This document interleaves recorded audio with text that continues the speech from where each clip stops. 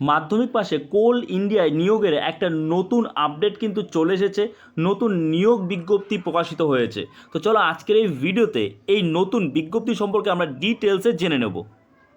বয়সসীমা, এখানে কত বয়স চাওয়া হয়েছে?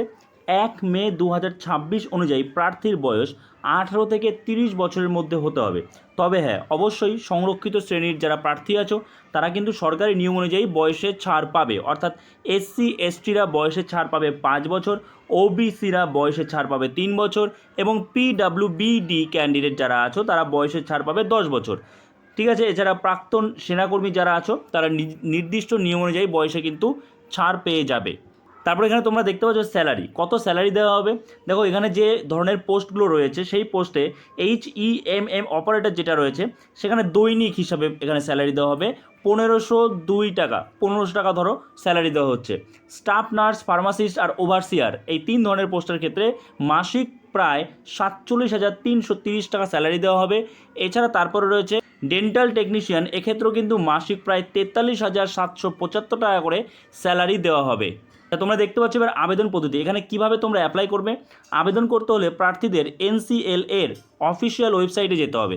সেখানে যাওয়ার পরে কেরিয়ার সেকশন থেকে রিক্রুটমেন্ট অপশানে প্রবেশ করতে হবে এবং তারপরে অ্যাপ্লাই অনলাইন বেছে নিতে হবে এবং তার সাথে সাথে আবেদনপত্র যখন পূরণ করবে তোমরা তখন প্রয়োজনীয় যে ডকুমেন্টস রয়েছে, ছবি, স্বাক্ষর, শিক্ষাগত যোগ্যতা, এগুলো কিন্তু তোমাদের সব স্ক্যান করে আপলোড করতে হবে।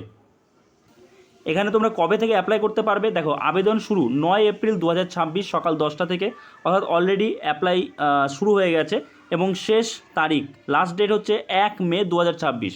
ঠিক আছে, এবার দেখো এখানে নির্বাচন প্রক্রিয়া কিভাবে তোমাদের সিলেকশন হবে।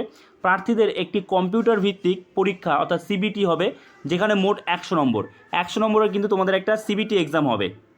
এবার দেখো এখানে কিন্তু প্রায় 500টার মতো পোস্ট রয়েছে, যার মধ্যে ডাম্পার অপারেটর যেটা আছে 308টি পোস্টে নিয়োগ করা হবে। গ্রেটার অপারেটর পদে আছে 34টি পোস্ট, ডোজার অপারেটরে 52টি, ক্রেন অপারেটরে 17টি, পে লোডার অপারেটরে 18টি। এছাড়াও সারফেস মাইনার অপারেটরে কিন্তু 43টি তোমাদের এখানে পোস্ট রয়েছে। দেখো এখানে রয়েছে শিক্ষাগত যোগ্যতা অর্থাৎ কোয়ালিফিকেশান কী লাগবে। দেখো এখানে বিভিন্ন ধরনের পোস্ট রয়েছে, বিভিন্ন পোস্টে বিভিন্ন ধরনের কোয়ালিফিকেশান লাগবে।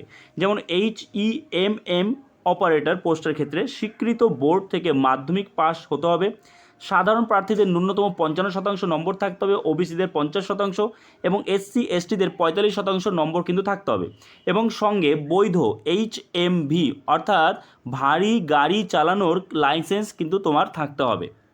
এছাড়া দেখো রয়েছে স্টাফ নার্স, স্টাফ নার্সের ক্ষেত্রে কি উচ্চ মাধ্যমিক পাশের পাশাপাশি তোমার নার্সিংয়ে BSc বা GNM ডিপ্লোমা এবং স্টেট নার্সিং কাউন্সিলের রেজিস্ট্রেশন থাকতে হবে।